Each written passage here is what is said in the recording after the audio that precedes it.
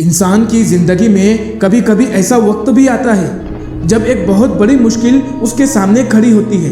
उसे चारों तरफ से परेशानियां घेर लेती है। उस मुसीबत से निकलने का उसे कोई रास्ता दिखाई नहीं देता, जिसकी वजह से वो मायूस और नाउम्मीद हो जाता है। ऐसा ही कुछ एक हिरनी के साथ हुआ।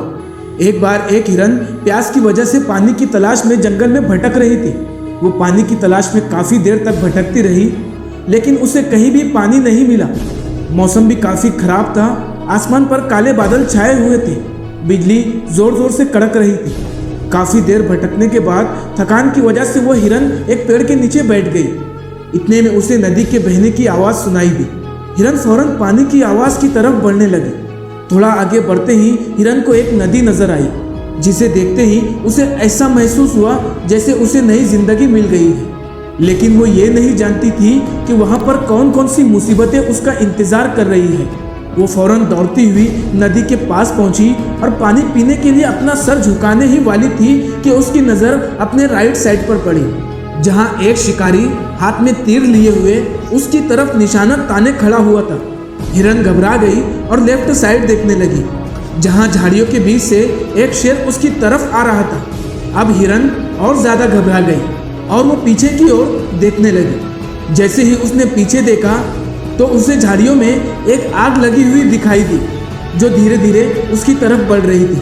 अब हिरन करे तो क्या करे, एक तरफ शिकारी था, दूसरी तरफ शेर, उसके पीछे आग लगी हुई थी और सामने नदी थी।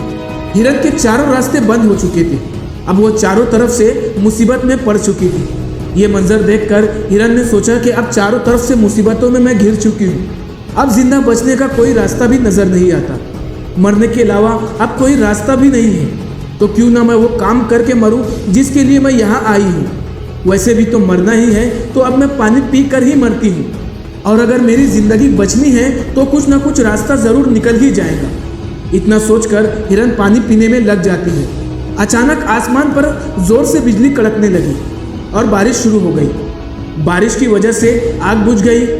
बिजली कड़कने की वजह से शिकारी का निशाना चूक गया और वो शेर को जा लगा। शेर की नज़र शिकारी पर पड़ी और उसे झपटने के लिए वो उसके पीछे भागने लगा। शिकारी जान बचाने के लिए जंगल की तरफ दौड़ा और शेर इसके पीछे।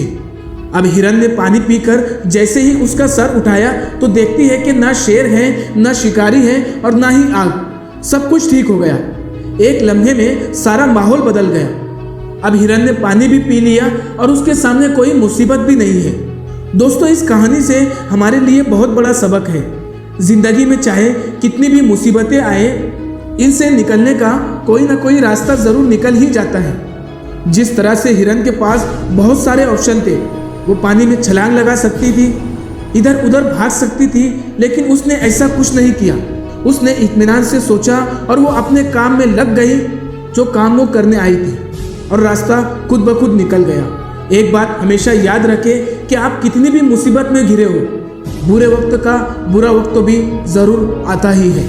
दोस्तों, आपको ये स्टोरी कैसी लगी कमेंट करके ज़रूर बताएं और वीडियो को लाइक करके चैनल को सब्सक्राइब ज़रूर करें।